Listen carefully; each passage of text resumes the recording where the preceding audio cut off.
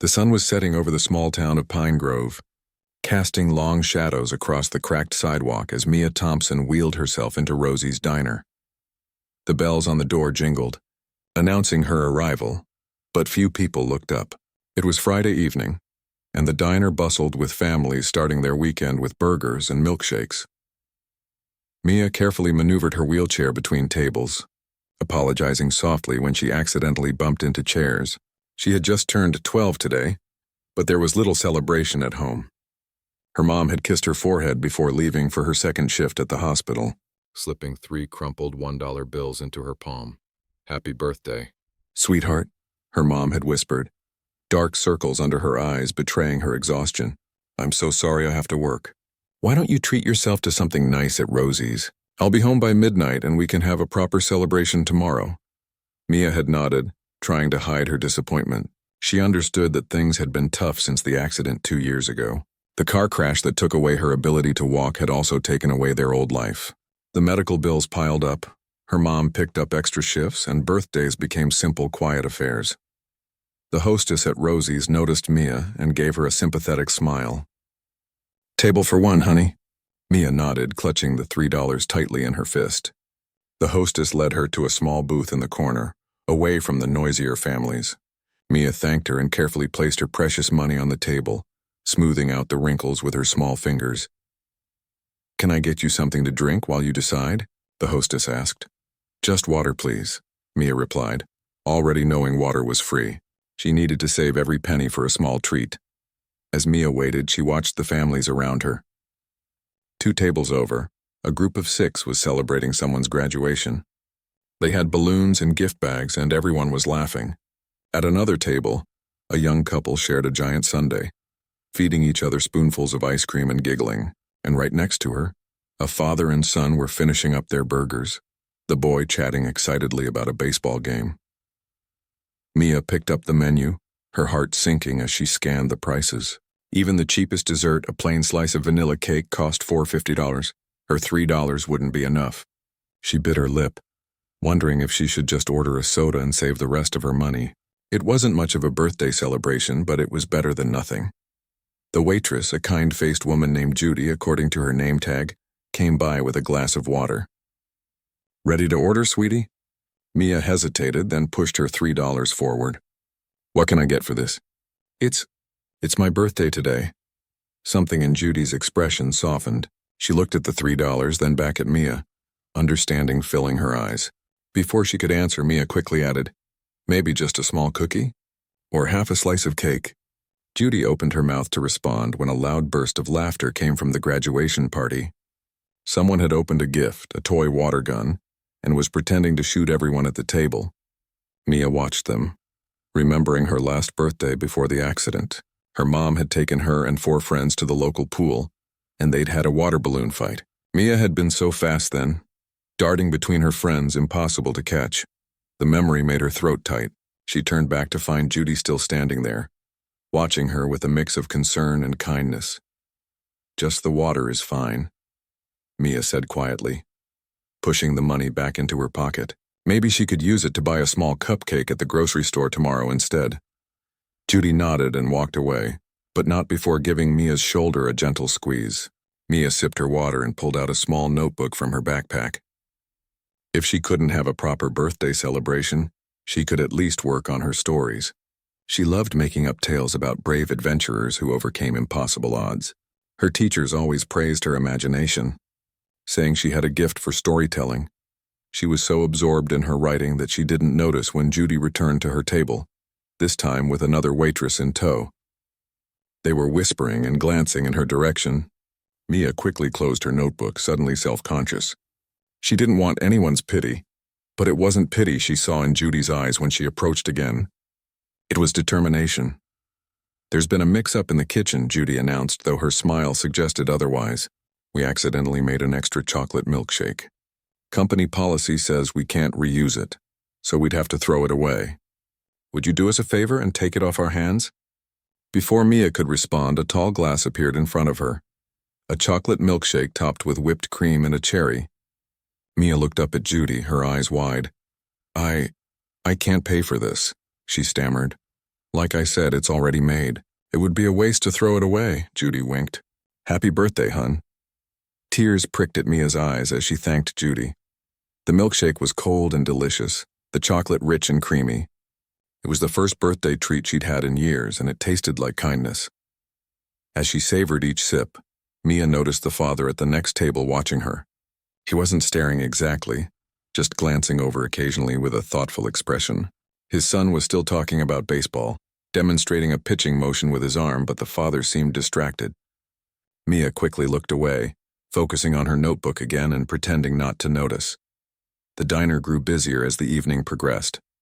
A birthday party for a little boy took over the back corner, complete with balloons and a cake with candles.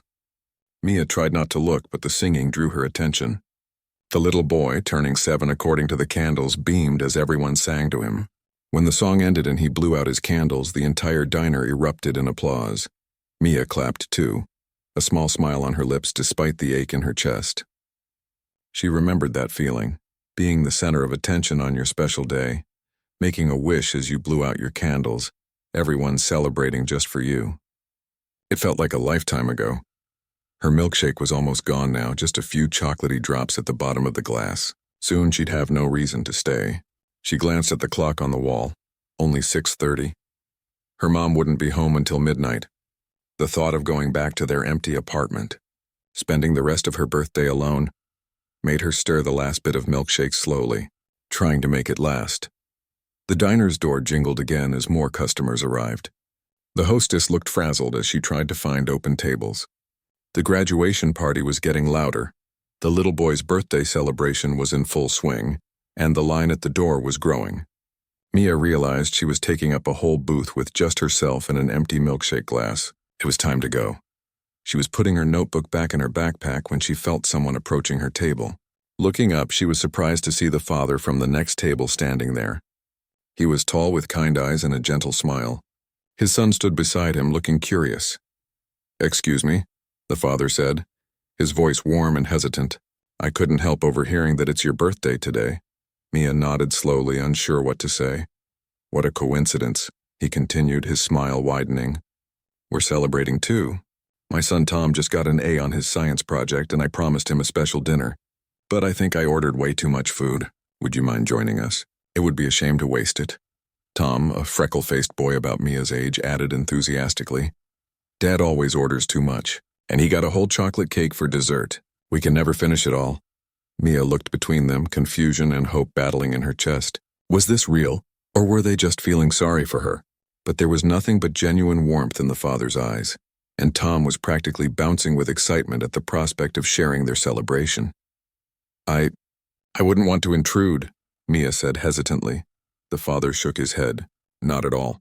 In fact, you'd be doing us a favor. Plus, no one should eat alone on their birthday.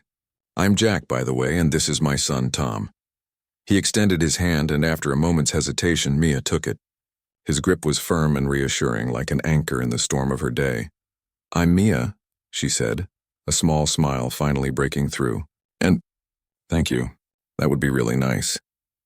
As Jack helped her move to their table, where a feast of burgers, fries, and onion rings awaited, Mia felt something she hadn't felt in a long time on her birthday, a sense of belonging, of being seen. The 3 crumpled dollar bills remained in her pocket unspent. They had been enough after all, enough to bring her to this moment, to this unexpected encounter that was about to change everything. Jack Carter hadn't planned on noticing anyone else in the diner that evening. It was supposed to be a simple dinner with his son Tom to celebrate the science project they'd worked on together for weeks. The model volcano had erupted perfectly during the school science fair, earning Tom his first A since before Jack's wife Lisa had passed away from cancer 18 months ago. They'd been doing better lately, finding a new rhythm to their days. The first year after Lisa died had been a fog of grief. Missed school assignments, frozen dinners, and too many nights when Jack found himself sitting alone at the kitchen table long after Tom had gone to bed, staring at Lisa's empty chair. But they were healing, slowly. Tom's A on the science project felt like a milestone, proof that maybe, just maybe, they were going to be okay. "Can I get the double cheeseburger with extra pickles, Dad?" Tom asked, studying the menu with the intense concentration only a hungry 8-year-old could muster. Sure, buddy. It's a celebration, right? Jack ruffled Tom's hair, earning him an eye roll that was pure preteen embarrassment. That's when Jack first noticed the girl in the wheelchair being seated at the corner booth. Something about her struck him immediately. Not just the wheelchair or her apparent young age, but the careful way she handled herself, the quiet dignity in her posture despite being alone. She reminded him of Lisa somehow, who had faced her cancer diagnosis with that same quiet strength. Jack tried not to stare, focusing instead on Tom's excited chatter about baseball tryouts and whether the Yankees would make it to the World Series this year. But his eyes kept drifting back to the girl's booth, where she was now carefully placing 3 $1 bills on the table, smoothing them out as if they were precious. "Dad, are you listening?" Tom's voice broke through his thoughts. "Sorry, bud. What were you saying about Coach Rivera?" As Tom launched back into his baseball story, Jack watched from the corner of his eye as the waitress brought the girl a glass of water. When the girl pushed her $3 forward and said something that made the waitress's face change, Jack felt a pang in his chest. He couldn't hear their exact words over the diner's noise, but the girl's body language told him everything he needed to know. It was her birthday, and she was alone with just $3. The memory hit him like a physical blow. Lisa's last birthday, when she was too weak to leave the hospital. Jack had brought a small cake and they'd celebrated in her room, trying to make it special despite the sterile surroundings and the knowledge hanging over them that it would be her last. Tom had made her a card with a drawing of their family, including their cat Whiskers. Lisa had cried when she saw it, but they were happy tears, she insisted. Jack blinked the memory away as their food arrived. Tom immediately dove into his burger, but Jack found his appetite diminished. He kept thinking about the girl, now sipping what looked like a milkshake the waitress had brought her. Birthday milkshakes had been Lisa's tradition, too. Every year, no matter how busy they were, she'd insist they go out for milkshakes on everyone's birthday. "This burger is awesome." "Dad?" Tom said through a mouthful of food. "Don't talk with your mouth full," Jack replied automatically the way Lisa always had. Then, more gently, "But I'm glad you like it, buddy." Jack tried to focus on his own meal, but he couldn't shake the feeling that he was supposed to do something. Lisa would have known exactly what to do. She had been the one who always stopped to help strangers, who baked cookies for new neighbors, who remembered everyone's birthdays and anniversaries. Jack had been the practical one, the one who made sure the bills were paid and the car had regular oil changes. But Lisa wasn't here anymore. And somehow Jack felt certain that if she were, she would be sliding out of their booth right now and walking over to that girl. When the waitress came by to check on them, Jack made a split-second decision. "Excuse me," he said quietly, leaning toward her. "That girl over there in the wheelchair. Did I hear correctly that it's her birthday?" The waitress, Judy, according to her name tag, looked surprised, then nodded. "Yes, poor thing. All alone with just $3. I gave her a milkshake on the house, but..." She shrugged helplessly. "Could you do me a favor?" Jack asked, lowering his voice further so Tom wouldn't hear. "When you get a chance, could you bring over a slice of chocolate cake with a candle? Put it on my bill. But don't tell her it's from me, okay?" Judy's face softened. "That's real sweet of you. I'll bring it over in a bit." As Judy walked away, Jack noticed Tom watching him curiously. "What was that about, Dad?" Jack hesitated. He and Tom had talked a lot about grief since Lisa died, about how it was okay to be sad, okay to miss her, okay to have good days and bad days. But they hadn't talked much about what Lisa would have wanted them to remember about her, about the values she'd tried to instill in them. "Tom," Jack said slowly, "you remember how Mom always made sure everyone felt special on their birthday?" Tom nodded, his expression serious. "She made me a treasure hunt for my presents last time, and she put candles in my pancakes, and that's right.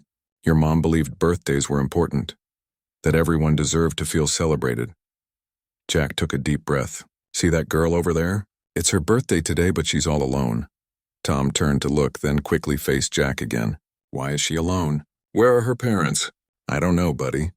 But I do know that if Mom were here, she wouldn't let anyone spend their birthday all alone." Understanding dawned on Tom's face. "So you ordered her a cake?" "I did. But I was thinking maybe we could do more." Jack hesitated, unsure how Tom would react. They'd had so few normal family outings since Lisa died. He didn't want to ruin their celebration. "Would it be okay with you if I asked her to join us? She looks about your age. Maybe you two could talk about school or something." Jack expected hesitation or even refusal. Tom had been shy around new people since Lisa died. But to his surprise, Tom's face lit up. Like a birthday party? We could sing and everything. The enthusiasm in his son's voice made Jack's throat tight with emotion. This was Lisa's son through and through, always thinking of others just like his mother. Yeah, buddy. Like a birthday party. Can we, Dad, please? Jack smiled, feeling a weight lift from his shoulders. Let's do it. But let me talk to her first, okay? She might be shy. As Jack stood up, he realized his hands were trembling slightly. It had been so long since he'd reached out to someone new, since he'd extended himself beyond the safe bubble he'd created for himself and Tom after Lisa died. But something about this felt right, felt important. The girl, Mia as he would soon learn, was gathering her things, clearly preparing to leave. Jack noticed her glancing at the clock on the wall, then at the growing line of customers waiting for tables. She looked resigned, as if used to making herself small, to not taking up space. It reminded him painfully of how Tom had started behaving in the months after Lisa died. Quiet, careful not to cause any trouble, trying to be invisible so as not to add to Jack's burden. It had taken months of therapy and countless reassurances before Tom started acting like a kid again. Jack approached her table, Tom right behind him. He noticed her startled expression, the way she straightened in her wheelchair, suddenly alert. "Excuse me?"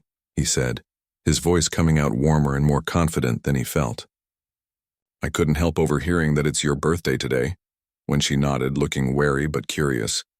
Jack continued with the first excuse that came to mind, something about celebrating Tom's science project and ordering too much food. The hesitation in her eyes was clear. I wouldn't want to intrude," she said softly.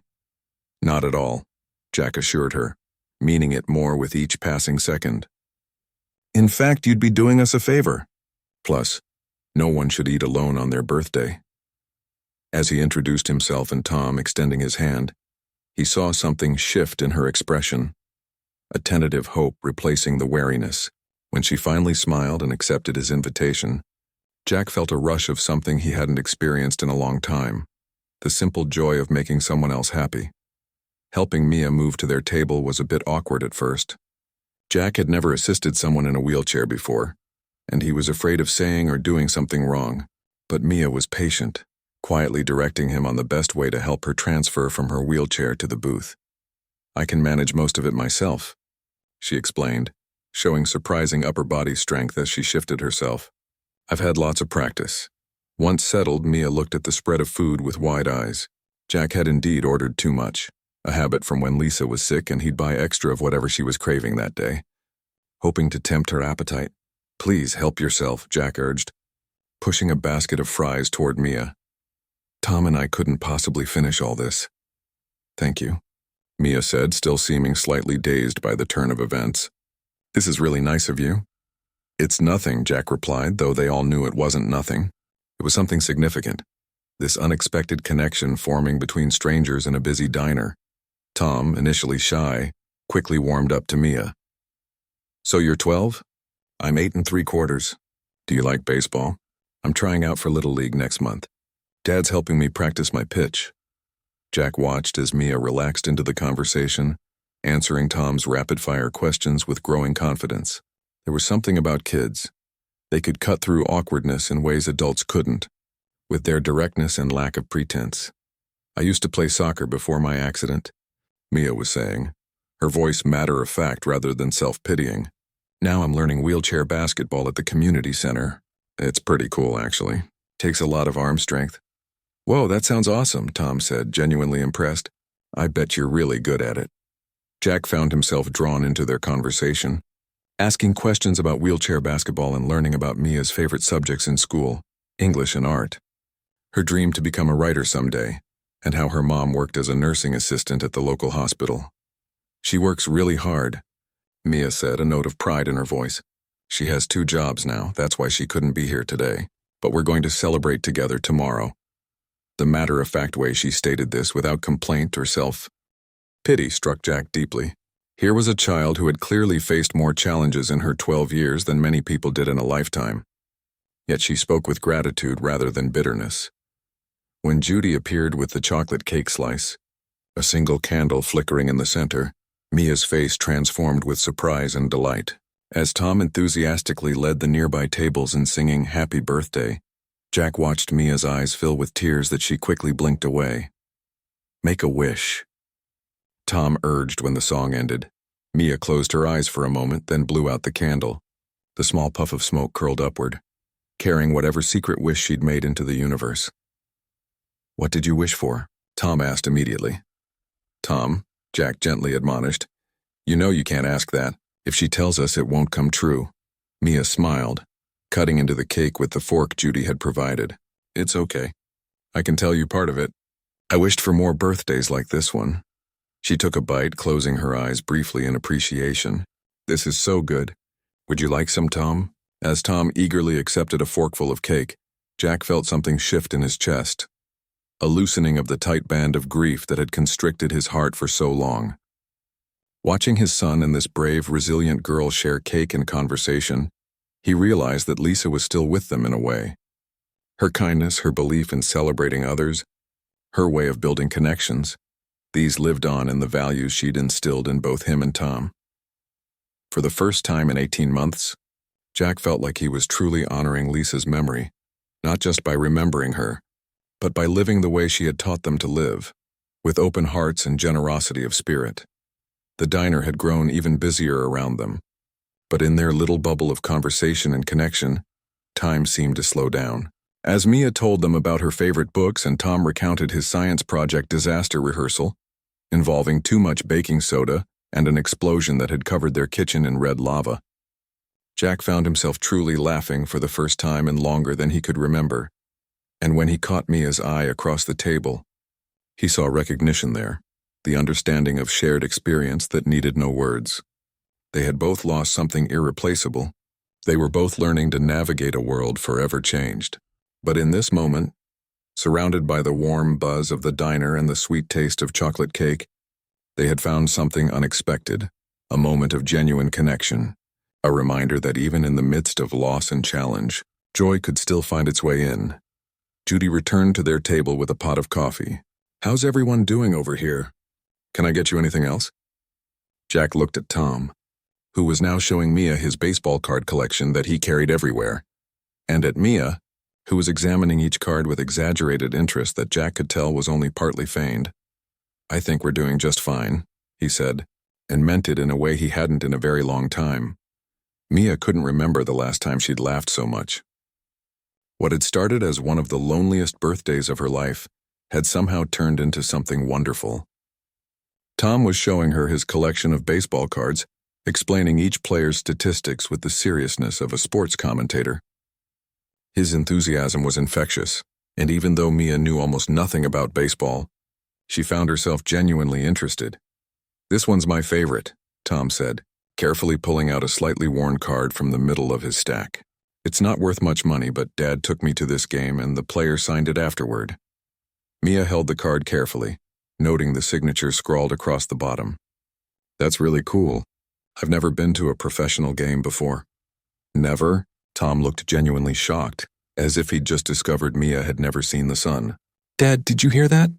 Mia's never been to a baseball game." Jack, who had been quietly watching their interaction while sipping his coffee, raised his eyebrows. "Well, that's something we might have to fix someday, isn't it? The minor league team here puts on a great show, and the tickets are pretty reasonable." The casual way he said it, as if there would be a someday, as if this wasn't just a one-time act of kindness but the beginning of something more, made Mia's chest tighten with emotion. She'd gotten used to people being nice once, then disappearing from her life. The nurses in the hospital after her accident, the physical therapists who rotated every few weeks, even some of her friends from before, who visited once or twice but gradually stopped coming around when she couldn't join them for the activities they used to enjoy together. "I'd like that," she said cautiously, not wanting to assume too much, if it wouldn't be any trouble. "No trouble at all," Jack assured her. His eyes crinkled at the corners when he smiled, reminding Mia of her own dad before he'd left. But there was something different about Jack, a steadiness, a warmth that felt reliable in a way her own father never had. As they finished the last bites of cake, the diner had become even more crowded.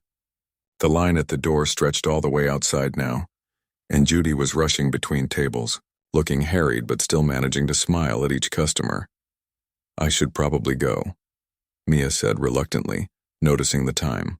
"It's getting late and my mom will worry if I'm not home when she calls to check on me." "Of course," Jack nodded. "But how are you getting home?" "It's pretty dark out now," Mia shrugged. "I only live about 6 blocks from here. I wheel myself around the neighborhood all the time." Jack frowned. 6 blocks in the dark? I don't think that's a good idea. "How about we give you a ride home? We drove here and it would be no trouble to drop you off." The offer was tempting. Wheeling herself home in daylight was one thing, but after dark was more challenging, especially with some broken sidewalks on her route. Still, Mia hesitated. Her mom had drilled into her never to accept rides from strangers. But were Jack and Tom still strangers? After sharing a meal, laughing together, celebrating her birthday? It didn't feel that way anymore. As if sensing her hesitation, Jack added, "We completely understand if you're not comfortable with that. Maybe we could call your mom or another relative to come pick you up. I just don't like the idea of you heading home alone after dark." The genuine concern in his voice decided it for Mia. "A ride would be great, actually. The sidewalks on Cedar Street are really bumpy and it's hard to see the cracks in the dark." Jack nodded, clearly relieved by her decision. "Perfect. Tom, can you help Mia gather her things while I pay the bill?" As Jack went to settle their check, Tom helped Mia put her notebook back in her backpack and grabbed her jacket from the hook beside the booth. "This was the best not-planned birthday party ever," Tom declared, zipping up his own jacket. "Dad says we should celebrate good things when they happen, 'cause you never know what tomorrow will bring." The simple wisdom in Tom's words struck Mia.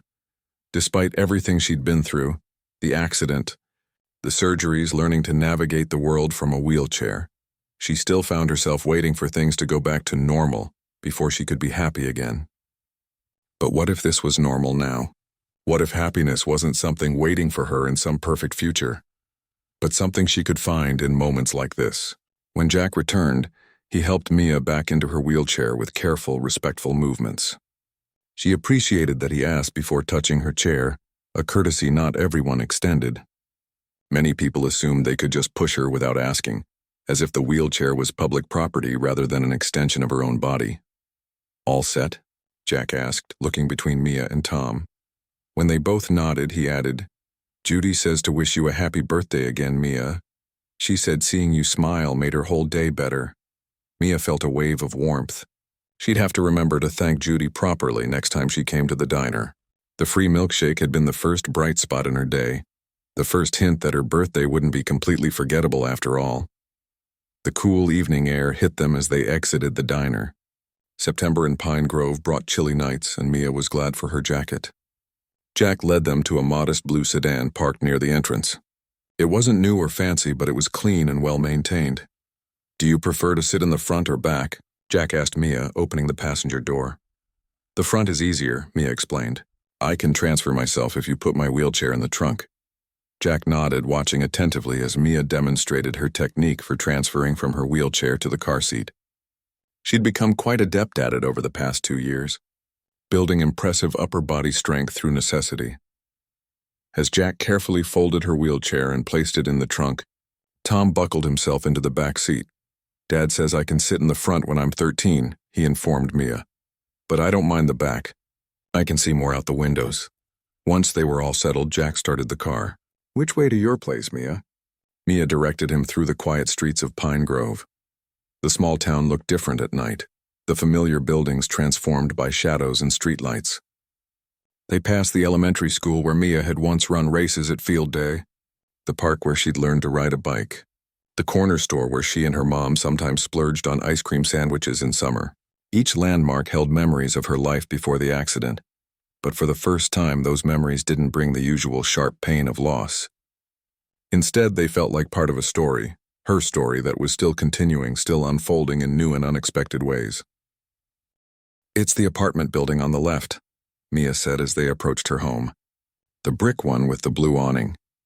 Jack pulled up in front of the building. It wasn't in the nicest part of town, but her mom kept their small apartment spotless and had planted flowers in window boxes to brighten the exterior. The building's front entrance had a ramp, the main reason they'd chosen this place after selling their old house to pay medical bills. Would you like us to wait until you're inside? Jack asked. That would be nice, thanks, Mia replied, suddenly shy again. The evening was ending and she wasn't sure what came next. Would she ever see Jack and Tom again?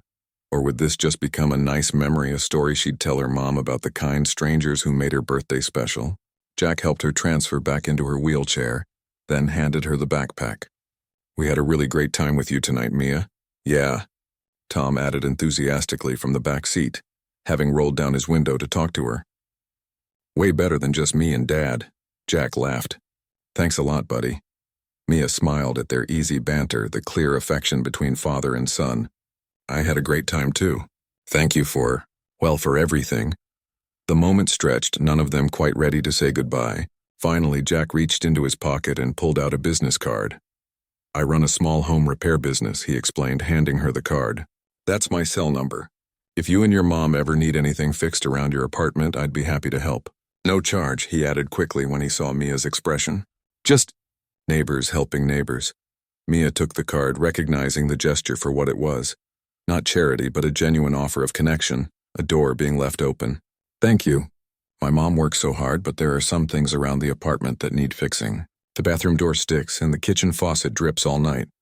Those are easy fixes, Jack said with a nod. Maybe I could stop by sometime this weekend to take a look. I'd have to ask my mom, but I think she'd like that, Mia said. She always says there aren't enough hours in the day to get everything done. I know that feeling, Jack agreed. Being a single parent is tough, but it sounds like your mom is doing an amazing job, raising someone as bright and strong as you. The compliment made Mia blush. She's the strong one. She works 2 jobs and still helps me with homework and takes me to physical therapy. I don't know how she does it all. Jack's expression softened with understanding. Well, maybe having a few things fixed around the apartment will make things a little easier for both of you. Can I come too if Dad comes to fix stuff? Tom asked eagerly. I'm learning how to use tools. Dad lets me be his assistant sometimes. Tom is an excellent helper, Jack confirmed with a serious nod. He knows the difference between a Phillips and a flathead screwdriver now, which puts him ahead of most adults I know. I'd like that, Mia said, meaning it. The prospect of seeing Tom again made her happy. It had been a while since she'd had a friend to talk to outside of school. With promises to be in touch, Mia finally said goodnight and wheeled herself up the ramp to her building. She turned back at the door to wave, finding Jack and Tom both watching to make sure she got in safely. They waved back and Mia felt a rush of warmth that had nothing to do with the temperature. Inside the empty apartment, Mia went through her evening routine with a lightness she hadn't felt in ages. She got herself a glass of water, brushed her teeth, and changed into pajamas. Her mom had left a note on her pillow. A simple happy birthday, sweetheart. Can't wait to celebrate with you tomorrow. Love, Mom. With a small wrapped gift beside it. Mia carefully unwrapped the package to find a journal with a beautiful cover depicting a night sky full of stars. Inside the front cover, her mom had written, "For all your wonderful stories, the world needs your voice." Tears pricked Mia's eyes as she ran her fingers over the words. Her mom always believed in her, always made sacrifices to give Mia what she needed. The journal must have cost more than they could really afford right now, but her mom had bought it anyway, knowing how much Mia loved to write. Settling into bed, Mia opened the journal to its first blank page. Instead of starting a story, though, she began to write about her day, about sitting alone in the diner with just $3, about Judy's kindness, about Jack and Tom and the unexpected birthday celebration they'd shared. As the words flowed onto the page, Mia realized she was writing about connection, about how strangers could become friends in the space of an evening, about how kindness could transform the darkest day into something beautiful. When her mom called to check in around 10 p.m., Mia was still writing. Happy birthday. Sweetheart, her mom said, her voice tired but warm. How was your day? Did you get something nice at the diner? Mom, Mia said, unable to keep the excitement from her voice. You won't believe what happened. She told her mom everything, about the $3 not being enough, about Judy's free milkshake, about Jack and Tom inviting her to join them, about the cake and the ride home and Jack's offer to help with repairs. He gave me his business card, Mia explained. He owns his own repair company. He said he could fix the bathroom door and the leaky faucet. For free, she added quickly. He said it's just neighbors helping neighbors. There was a pause on the other end of the line. Mia knew her mom was wary of accepting help, proud of managing on her own despite the challenges, but she was also practical. That's very kind of him, her mom said finally. Maybe we could at least get an estimate. He seems really nice, Mom. And his son Tom is cool too. He's learning about tools and baseball and science projects. Her mom laughed softly. Sounds like you made a couple of friends. I'd like to meet them if they come by. Make sure they're as nice as they seem. They are, Mia said confidently. Even nicer, actually. After they hung up, Mia returned to her journal, adding more details about the evening. As she wrote, she realized something important. For the first time since the accident, she'd spent hours without thinking about what she couldn't do, about the limitations of her body, about all she'd lost. Instead, she'd just been Mia, a girl celebrating her birthday with new friends. It was a small shift, but it felt monumental. The accident had changed her life forever, but maybe it hadn't defined her life completely. Maybe there was still room for new beginnings, for unexpected connections, for joy that had nothing to do with whether she could walk or not. As she finally closed her journal and turned out her light, Mia remembered the wish she'd made when blowing out her birthday candle. She hadn't told Tom the whole truth. Yes, she'd wished for more birthdays like this one, filled with kindness and connection. But she'd also wished for something more specific, that Jack and Tom would become a regular part of her life, that the connection they'd formed tonight wouldn't fade away with the morning light.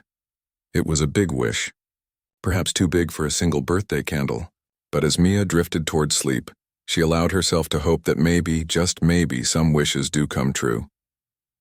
The apartment doorbell rang at exactly 10 o'clock on Saturday morning. Mia, who had been watching the clock since 8, felt her heart leap. She'd spent all Friday telling her mom about Jack and Tom, about their kindness in the diner, about how Jack had offered to help with the repairs around their apartment. To Mia's surprise, her mom had called the number on Jack's card that same evening. Just to thank him, she'd explained to Mia, but there was curiosity in her voice too. By the end of the call, she had invited Jack to come by Saturday morning to look at the things that needed fixing. And bring your son, she'd added. Mia would love to see him again. Now, as the doorbell echoed through their small apartment, Mia wheeled herself quickly to the front door. Her mom, who'd been arranging a plate of store-bought cookies and brewing coffee, called out, "I'll be right there, honey. Let them in." Mia opened the door to find Jack and Tom standing in the hallway. Jack held a toolbox in one hand while Tom clutched what appeared to be a small wrapped package. "Good morning," Jack said with a warm smile. "I hope we're not too early." "You're right on time," Mia replied, unable to keep the excitement from her voice. She backed her wheelchair up to allow them entry. "Please come in. Mom's in the kitchen." Tom bounded in with the energy only an 8-year-old could possess at 10 a.m. on a weekend. "Hi, Mia. I brought you something. It's kind of a late birthday present." He thrust the small package toward her. It was wrapped in newspaper comics and tied with a piece of red yarn. "You didn't have to bring me anything," Mia said, touched by the gesture. She carefully unwrapped the package to reveal a slightly worn baseball cap with the local minor league team's logo. "It was mine," Tom explained earnestly. "But I got a new one and Dad said maybe you'd like this one since you've never been to a game. It's got good luck in it. I was wearing it when I caught a foul ball last season." Mia ran her fingers over the cap's brim, feeling the slight bend that had formed from Tom's wear. It wasn't new, but somehow that made it more special. A personal gift, something with history and meaning. "I love it," she said sincerely, placing it on her head. "How does it look?" "Perfect," Tom declared. "Now you're officially a Pine Grove Pioneers fan." Jack watched their interaction with a gentle smile. He set down his toolbox and removed his jacket, hanging it on the coat rack by the door. "I brought all my supplies to fix that stick. Door and leaky faucet. Anything else that needs attention while I'm here?" Before Mia could answer, her mom emerged from the kitchen, wiping her hands on a dish towel. Mia had always thought her mom was beautiful, even with the perpetual dark circles under her eyes from working double shifts. Today she had her hair pulled back in a neat ponytail and wore her good jeans and a soft blue sweater, a far cry from her usual nursing scrubs. "You must be Jack," she said, extending her hand. "I'm Helen. Thank you so much for coming by and for being so kind to Mia on her birthday. She hasn't stopped talking about you and Tom since Thursday night." Jack shook her hand, his expression warm but respectful.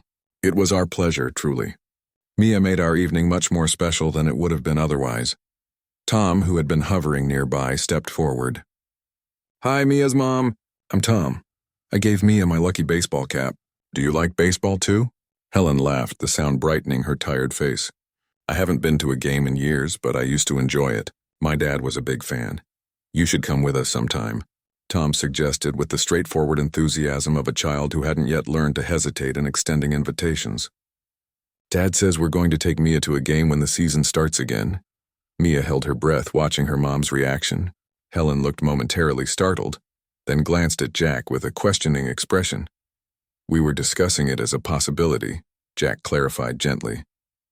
The Pioneers put on a great show, and their stadium is fully accessible, but of course it would be up to you and Mia. Helen's expression softened. That sounds like something Mia would enjoy. She turned to Mia, who was still wearing Tom's cap. It looks like you're already a fan. Tom says it's full of good luck, Mia explained, adjusting the cap on her head. Well, we could all use some of that, Helen replied with a small smile. She gestured toward the kitchen. I've made coffee and there are some cookies if anyone's hungry. I thought maybe we could chat a bit before you start on the repairs. It was phrased as a question, and Mia recognized what her mom was doing. Taking the measure of Jack, making sure he was as trustworthy as he seemed before fully accepting his help. Mia had seen her mom do this before, carefully vetting every new person who entered their lives since the accident. It had sometimes felt overprotective, but now Mia understood it was just another way her mom tried to keep her safe in a world that had already hurt her once. Coffee sounds great, Jack said, following Helen toward the kitchen. Tom, buddy, why don't you and Mia hang out while I talk with Ms. Thompson?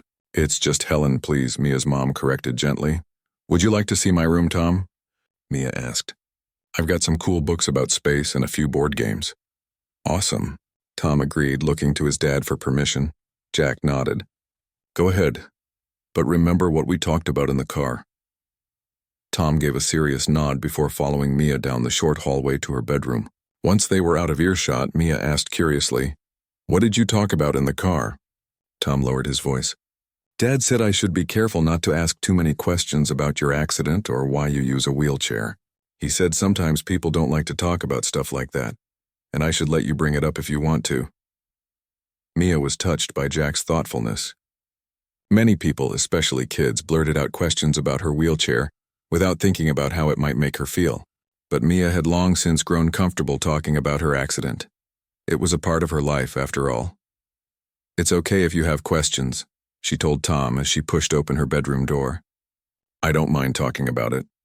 Her room was small but cozy, with walls painted a soft yellow that caught the morning sunlight.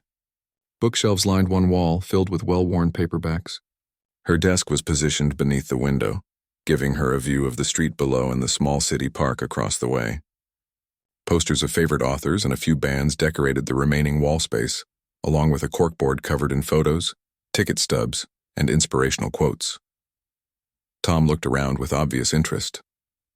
Your room is way neater than mine. Dad says my room looks like a tornado hit it. Mia laughed. I like keeping things organized. It makes it easier to get around in my chair if everything has its place. Tom nodded, then pointed to a photo on her corkboard. Is that you standing up? The photo showed a younger Mia, maybe 9 years old, standing on a soccer field in a blue uniform, her arms raised in victory. Yeah, that was before the accident. Mia wheeled closer to the corkboard. I was on the school soccer team. That was the day I scored my first goal. Tom studied the photo. What happened? I mean, if you don't mind telling me. Mia had told the story so many times that it had taken on the quality of a well-rehearsed script. Clinical, detached, a story that happened to someone else.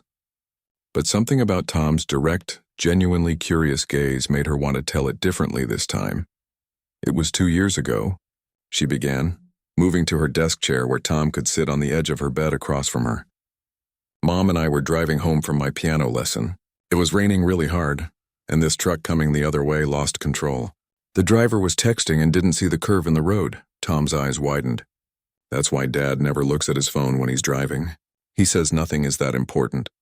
Your dad is right, Mia agreed. Anyway, the truck hit us on the passenger side. That's where I was sitting. The impact caused damage to my spinal cord.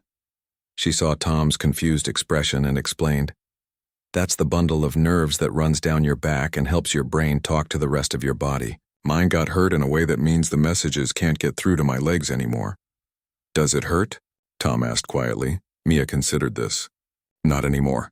It did at first, but now my legs mostly just feel quiet, like they're asleep all the time. But I've gotten really strong up here." She flexed her arms, showing off the muscles she'd developed from wheeling herself around and doing physical therapy. Tom looked impressed. "You're probably stronger than me. Want to arm wrestle and find out?" Mia challenged with a grin. They cleared a space on her desk, and after an intense battle that Mia strongly suspected Tom deliberately lost, they moved on to examining her bookshelf. Tom was particularly impressed by her collection of space books. "I want to be an astronaut when I grow up," he confided. "Or maybe a baseball player, or maybe both." "You could be the first baseball player in space," Mia suggested, making Tom laugh. "What about you?" he asked. "What do you want to be?" "A writer," Mia said without hesitation. "I want to tell stories that help people feel less alone." They were deep in conversation about whether aliens existed when Jack knocked on the open door. He leaned against the doorframe, watching them with a smile. "Having fun, you two? Helen and I have had a good chat, and I'm ready to start on those repairs if that's okay." "Can I help?" Tom asked eagerly. "I brought my junior tool belt." "Absolutely," Jack nodded. "The bathroom door is first on our list. Apparently it sticks so badly that Mia sometimes can't get it closed all the way." "It's super annoying," Mia confirmed, "especially when Mom has friends over." "Well, let's fix that," Jack said with determination.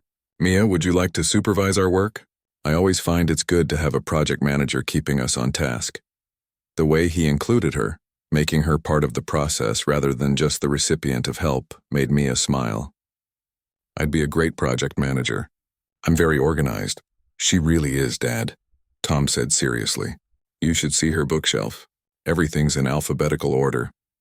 As they moved to the bathroom, Mia could hear her mom in the kitchen, humming softly as she prepared lunch, something she rarely had time or energy to do on weekends.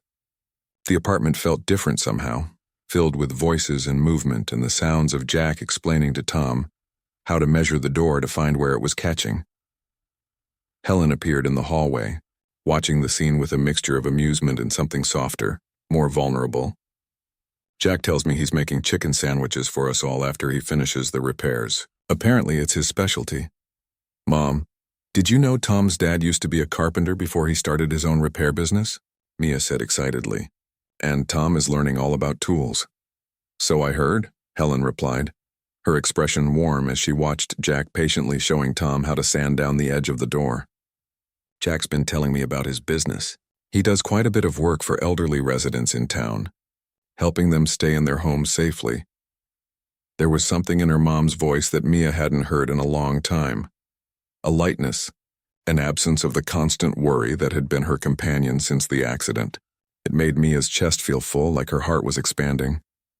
The morning passed quickly, with Jack fixing not only the bathroom door and kitchen faucet, but also a wobbly shelf in the living room and a squeaky hinge on Mia's bedroom door. Tom proved to be an enthusiastic helper, proudly holding the flashlight or handing over tools when requested. Mia rolled alongside them, offering encouragement and occasionally reading instructions from Jack's phone when they tackled the more complicated faucet repair. By the time everything was fixed, it was well past noon, and the kitchen was filled with the smell of Jack's chicken sandwiches, seasoned grilled chicken with avocado, bacon, and a special sauce he refused to divulge the recipe for. "Family secret," he said with a wink when Helen tried to guess the ingredient. "Is passed down from my grandmother." They ate at the small kitchen table, the conversation flowing easily between them. Mia watched her mom laugh at one of Jack's stories about a repair job gone hilariously wrong, and felt a sense of rightness settle over her. There's people gathering around a table, sharing food and stories. This was what had been missing from their lives for so long. After lunch, as Jack and Tom prepared to leave, Helen insisted on sending them home with a batch of cookies she'd baked that morning. "It's the least I can do," she said, pressing the container into Jack's hands. "You've saved us so much trouble with these repairs." "It was my pleasure," Jack replied. "And to be honest, Tom and I had a great time." "Didn't we, buddy?" Tom nodded enthusiastically. Can we come back next weekend? I want to show Mia my science project when it's finished. The adults exchange glances, a silent communication passing between them that Mia couldn't quite interpret. Actually, Jack said after a moment, I was thinking maybe we could all go to the park tomorrow afternoon if you're free. They've got an accessible path around the pond and Tom wants to try out his new remote control boat. Please, Mom, Mia asked, trying not to sound too eager. Sunday's your day off and we haven't been to the park in ages. Helen's hesitation was brief. That sounds lovely. What time were you thinking? As they finalized plans for the next day, Mia caught Tom's eye across the room. He gave her a thumbs up and a grin that she returned wholeheartedly. Something new was happening here. Something neither of them fully understood but both instinctively recognized as important. At the door, as Jack and Tom were saying their goodbyes, Jack paused and turned to Helen. I meant to ask, the community center is hosting a resource fair next weekend for families who might qualify for assistance programs. There are representatives coming from several organizations that help with accessibility modifications for homes, medical equipment funding, things like that. I volunteer with one of the groups. Would you be interested in attending? Helen's expression flickered, a moment of pride warring with practicality. I don't know much about those programs. They always seem so complicated to apply for. They can be, Jack agreed. That's why I started volunteering, to help people navigate the paperwork. After Lisa, my late wife, got sick, we learned firsthand how challenging it can be to access the help that's available. His voice softened. It's not charity, Helen, it's community. We all need help sometimes. Mia held her breath, watching her mom's face. Helen had always been fiercely independent, reluctant to accept help even when they desperately needed it. But the past 2 years had worn her down, the constant struggle to work enough hours while still caring for Mia taking its toll. Maybe we could stop by, Helen said finally. Just to get some information. Jack's smile was warm but not triumphant. Great, I'll text you the details. As they finally departed, Tom turned back to give Mia one last wave. See you tomorrow. Don't forget to wear your lucky cap. I won't, Mia promised, touching the baseball cap still perched on her head. When the door closed behind them, Helen leaned against it for a moment, her expression thoughtful. They're nice people, she said softly, almost to herself. The nicest, Mia agreed. Mom, do you think we'll keep seeing them? After tomorrow, I mean? Helen crossed to where Mia sat in her wheelchair and knelt down to meet her eyes. Would you like that, sweetheart? Yes, Mia said simply. They make me feel normal, like the wheelchair doesn't matter. Helen's eyes glistened suddenly. She cupped Mia's cheek in her palm. Oh, honey, you've always been extraordinary, wheelchair or no wheelchair. But yes, I think we'll be seeing more of Jack and Tom. She paused, a small smile playing at her lips. And I think that might be a very good thing for both of us. Later, as Mia wrote in her journal about the day's events, she found herself thinking about the moment in the diner when she'd pushed her $3 across the table, hoping for just a small slice of cake to mark her birthday. She never could have imagined then how that simple act would set in motion a chain of events that might change everything. $3 hadn't been enough for a slice of cake, but somehow, impossibly, it had been enough to start something far more valuable, a connection, a potential friendship, perhaps even the beginning of a new kind of family. Not a replacement for what she and her mom had lost, but an addition, an expansion of their world that had grown too small in the wake of the accident. Mia glanced at Tom's baseball cap sitting on her desk. He'd called it lucky, and maybe it was. Or maybe luck had nothing to do with it. Maybe it was just what happened when people opened their hearts to each other, when they reached past their own pain to connect with someone else's. Whatever it was, Mia was grateful. For the first time in 2 years, she was looking forward not just to tomorrow, but to all the days that might follow. Days that now held the promise of friendship, connection, and possibilities she hadn't dared to imagine before. 6 months had passed since Mia's 12th birthday at Rosie's Diner. 6 months since a single dad at the next table had noticed a girl with $3 and changed the course of her life. Spring had arrived in Pine Grove, bringing with it a gentle warmth that coaxed flowers from the soil and leaves onto the trees. Mia sat in her wheelchair on the sidelines of the community center's basketball court, wearing Tom's lucky baseball cap and cheering as loudly as she could. Go, Mom. Shoot it! Helen Thompson, dressed in the blue jersey of the community center's wheelchair basketball team, caught the pass from her teammate and wheeled rapidly toward the basket. With a smooth motion that came from months of practice, she launched the ball into the air. It arced gracefully before dropping through the net with a satisfying swish. The small crowd erupted in cheers, none louder than Jack and Tom, who were sitting beside Mia with homemade signs reading "Go Blue Team" and Thompson #1 Fan Club. "Your mom's getting really good," Tom said admiringly as Helen high-fived her teammates and wheeled back into defensive position. "That's her third basket today. She practices every chance she gets," Mia replied proudly. "Coach Lee says she's a natural athlete." The journey to this moment had been unexpected and beautiful to witness. It had started during their first outing to the park the day after Jack and Tom had come to fix things in the apartment. While watching Mia demonstrate some wheelchair basketball moves she'd learned at therapy, Helen had hesitantly asked if she could try. Before long, both Thompson women were laughing as Helen wobbled and nearly tipped over in Mia's chair, unused to the balance required. "It's harder than it looks," Helen had exclaimed, her face flushed with exertion and something else. Joy, maybe. Or the simple pleasure of physical play that had been absent from her life for too long. Jack, watching from a nearby bench, had mentioned the community center's adult wheelchair basketball program. "They're always looking for more players, and not everyone is disabled. Some are family members or friends who play to better understand the experience and for the workout." Helen had dismissed the idea initially. When would she have time for something like that? Between her two jobs and caring for Mia? But the seed had been planted, and in the weeks that followed, as their families spent more and more time together, the idea had taken root. The turning point came after the resource fair Jack had invited them to. Helen had gone reluctantly, convinced they wouldn't qualify for any assistance.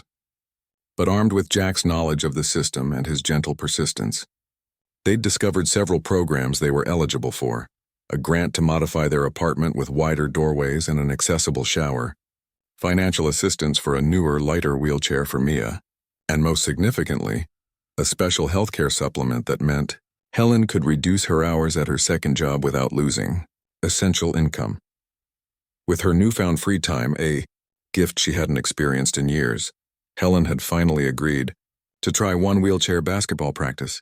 One had become 2, then 3, and before long, she was a regular member of the Blue Flames, discovering muscles she didn't know she had, and making friends who understood the challenges of life with disability, either personally or through loved ones. Now, watching her mom dart across the court with growing confidence, Mia felt a swelling of pride so intense it brought tears to her eyes. This was her mom, not just the exhausted, worried woman who had shouldered every burden alone for so long, but an athlete, a teammate, a woman rediscovering herself.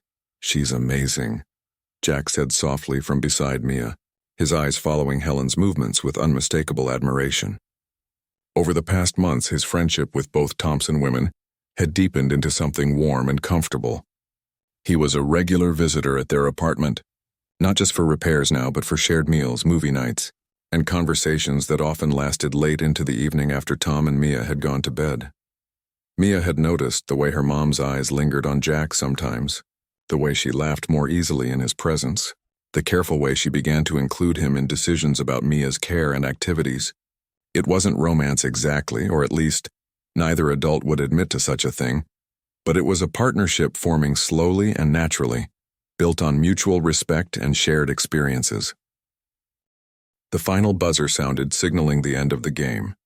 The Blue Flames had won by 6 points, with Helen scoring the winning basket in the last minute. As the teams lined up to shake hands, Jack turned to Mia and Tom. "All right, celebration ice cream as promised. Mia, you get to pick the place since your mom scored the winning points." "Sweet scoops," Mia decided immediately. "They have those chocolate-dipped waffle cones Mom loves." "Excellent choice," Jack agreed, standing and stretching.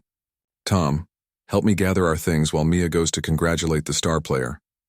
Tom jumped up eagerly, always happy to help. At 9 now, or 9.5 as he insisted on specifying, he had grown an inch since Mia first met him and had developed an even stronger bond with her, something between friendship and siblinghood. They bickered sometimes, as siblings do, but their connection was undeniable. Tom had become fiercely protective of Mia at school, where they now attended together since Mia had started 7th grade in the fall.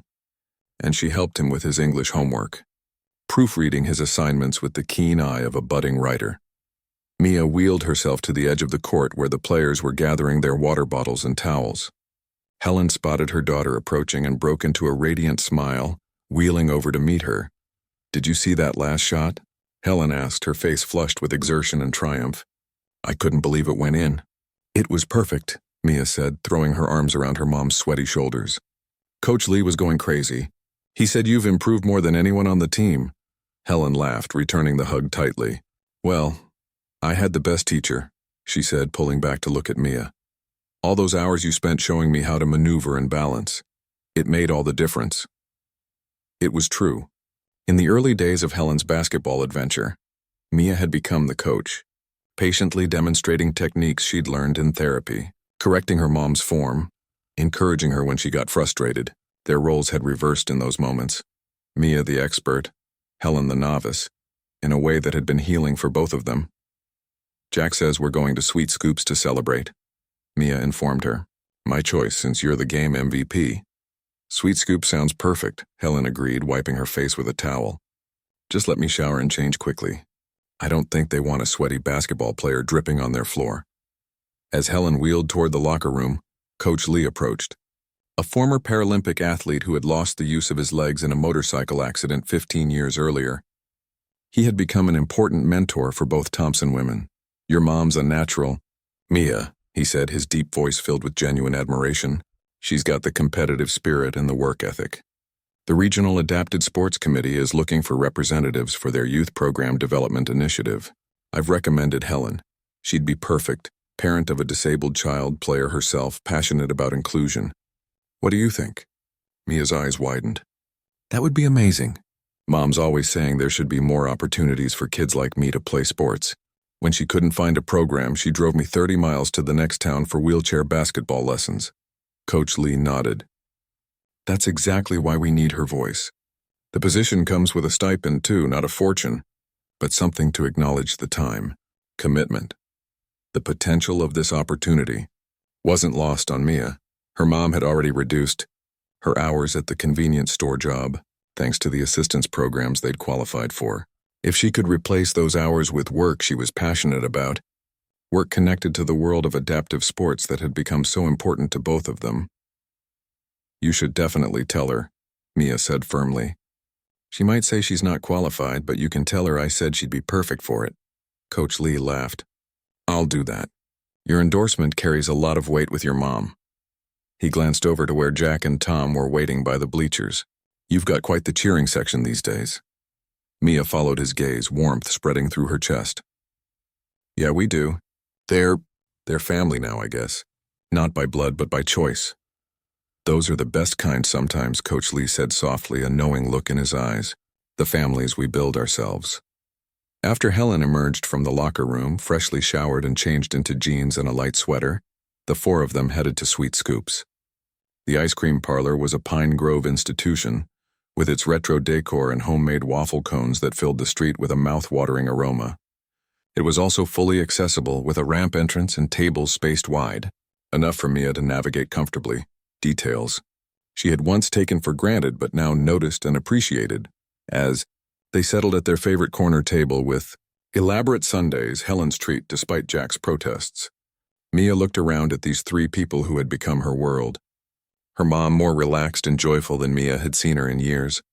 Tom, excitedly planning their science fair project for next fall, already thinking ahead, and Jack, watching Helen with a softness in his eyes that made Mia smile to herself. "I have an announcement," Jack said when there was a lull in the conversation. "I've been waiting for the right time, and this seems like it." Mia and Tom exchanged curious glances as Jack reached into his pocket and pulled out a small envelope. He handed it to Helen, who opened it with raised eyebrows.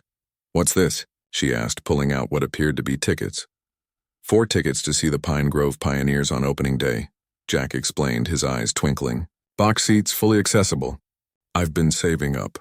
Tom and I thought it was time for Mia's first professional baseball game, as we promised all those months ago." Mia gasped in delight, remembering the conversation from her birthday night at the diner. She looked at Tom, who was practically bouncing in his seat. "And Dad got special permission for us to go down on the field before the game," Tom added excitedly. We can meet the players and everything. Jack, this is too much, Helen protested, though her eyes shone with pleasure. These tickets must have cost a fortune. Consider it an investment in our shared happiness, Jack replied with a warm smile. Besides, I got a deal through one of my clients who works for the team. And it's a special occasion. It marks 6 months since we all met. Mia looked down at the baseball cap she still wore nearly every day, the one Tom had given her. She remembered sitting alone in that booth at Rosie's diner, $3 clutched in her hand, feeling invisible and forgotten on her birthday. How different her world was now. I have some news too, Helen said, setting down her spoon. She glanced at Mia with a mixture of excitement and nervousness. I've been offered a position with the Regional Adaptive Sports Committee. Coach Lee recommended me. It would be part-time, helping develop sports programs for disabled youth throughout the county. Mom, Mia exclaimed. That's amazing. Are you going to take it? Helen nodded, a shy smile spreading across her face. I think so. The hours would work around my hospital schedule, and the stipend would allow me to quit the convenience store completely. She looked at Jack. I wouldn't have even considered something like this 6 months ago. I was too busy just trying to keep our heads above water. Jack reached across the table and squeezed her hand briefly. You're going to be incredible at it. No one understands the challenges and the possibilities better than you do now. Can we come watch all your games, Miss Helen? Tom asked. Chocolate ice cream smudged on his chin. Dad says I'm the best cheerleader. He certainly is loud enough, Jack added with a laugh, handing Tom a napkin and pointing to the ice cream on his face. Of course you can, Helen replied warmly. Having you both there has made all the difference. For both Mia and me. As they finished their ice cream, making plans for the baseball game and chatting about Helen's new position, Mia felt a contentment she hadn't known was possible after the accident. For so long, her wheelchair had seemed like the defining feature of her life, the thing that separated her from others, that limited her possibilities, that marked her as different. But sitting here with these people who saw her, truly saw her beyond the wheelchair, Mia understood something important. Her life hadn't stopped changing the day of the accident. It had continued to evolve, to unfold in unexpected ways. The accident had altered her path, certainly, but it hadn't determined her destination. Later that evening, after Jack and Tom had dropped them off at their apartment, with plans to pick them up for church the next morning, another new tradition they'd started together, Mia sat at her desk working on her latest story. She'd been writing more and more over the past months, encouraged by Jack, who had surprising insight into storytelling for a handyman, and by her English teacher, who had submitted one of Mia's pieces to a young writers' contest without telling her. She'd won 3rd place, and the story would be published in the county literary journal next month. It was a fictionalized account of her birthday night at the diner, though she'd changed the names and some of the details. The essence remained the same, a moment of unexpected kindness that changed ever. I think. A soft knock at her door interrupted her thoughts. Helen entered, already in her pajamas, her hair damp from the shower. Still writing? She asked, coming to stand behind Mia's chair. That contest story? Mia shook her head. A new one. About a girl who plays wheelchair basketball and her mom who becomes a coach. Helen smiled, running a hand over Mia's hair. Sounds familiar. She paused, her expression growing more serious. I wanted to ask you something. How would you feel about us spending even more time with Jack and Tom? Mia looked up at her mom, curious. What do you mean? We already see them almost every day. Helen took a deep breath. Jack asked if we'd like to look at a house together.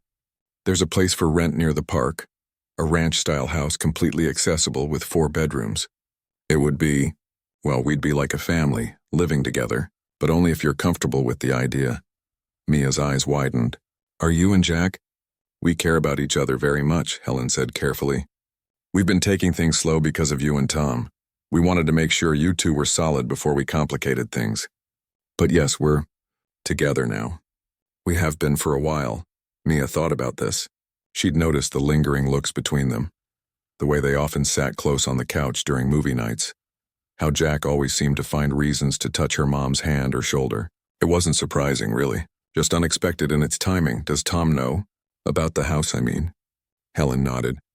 Jack talked to him yesterday. He was pretty excited about the idea. especially since the house has a big backyard for his baseball practice. Would I have my own room? With space for all my books? Of course, Helen assured her. And Jack said he'd build you special bookshelves all along one wall, floor to ceiling. Mia smiled at that. It was so like Jack to think of the practical details, to find ways to make spaces work better for her. He'd already modified several things in their apartment to make her daily routines easier. Installing a lower peephole in the front door so she could see visitors, building a ramp for the small step between the living room and kitchen, creating a special desk that accommodated her wheelchair perfectly. I think, Mia said slowly, choosing her words carefully, that would be really nice. As long as I still get one-on-one time with you. And as long as you're happy, Mom, are you? Happy with Jack, I mean. Helen's eyes glistened with unshed tears. Oh, sweetheart. Yes, I'm happy with Jack. But what makes me happiest is seeing you thriving again. For a while after the accident, I was so afraid you'd given up. On yourself, on finding joy in life. You were so quiet, so withdrawn. Now look at you. Writing stories, playing sports, making plans for the future. She knelt beside Mia's wheelchair, taking her daughter's hands. You're my priority, Mia, always. If this isn't what you want, we won't do it. Mia squeezed her mom's hands. I want what you want, Mom, and I think maybe this is what I wished for on my birthday candle. Not exactly, but close enough, a family. People who see us for who we really are. Helen pulled Mia into a fierce hug. When did you get so wise? Must be all those books, Mia joked, hugging her back just as tightly. When they separated, Helen wiped away a stray tear and nodded toward Mia's desk. So this new story you're writing, how does it end? Mia looked down at the words on her page, then back up at her mom with a smile. I don't know yet. I think that's the best part. It's still being written, one day at a time. Later, as Mia lay in bed, she thought about how far they'd come from that night at Rosie's diner. The $3 she'd clutched so carefully had been so little, seemingly inadequate for even a small celebration. She'd felt so alone then, so limited by circumstances beyond her control. But that small amount, that seemingly insignificant sum, had been enough to bring her to the right place at the right time. Enough to catch the attention of a kind man and his son at the next table. Enough to set in motion a chain of events that had transformed not just her life and her mom's, but Jack and Tom's as well. Sometimes Mia reflected as she drifted toward sleep. What looks like not enough is actually exactly what you need. Not to buy what you think you want, but to lead you toward what you truly need. $3 hadn't bought her a slice of birthday cake, but it had bought her something far more precious. A second chance at happiness, a new beginning. A family built on choice rather than circumstance. And that, Mia decided, was worth far more than any amount of money could ever purchase. That was the real gift. The understanding that sometimes life's greatest blessings begin with what appears to be a limitation, a lack, a moment of loneliness. And that with the right people beside you, even the most challenging path can lead to unexpected joy. As she fell asleep, Mia's hand rested on Tom's baseball cap on her nightstand, her lucky charm, her reminder that sometimes the best gifts aren't the ones you unwrap, but the ones that unfold over time, revealing their true value with each passing day. The story wasn't over. It was, in many ways, just beginning.